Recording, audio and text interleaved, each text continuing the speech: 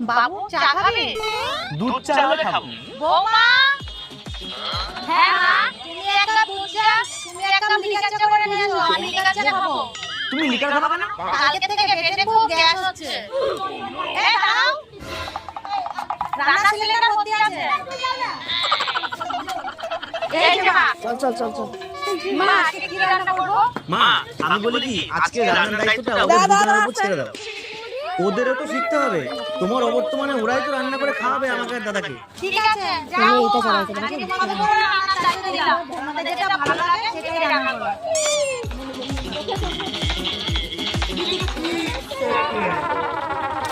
কিরে খেতে দাও, খিদে পেয়েছে।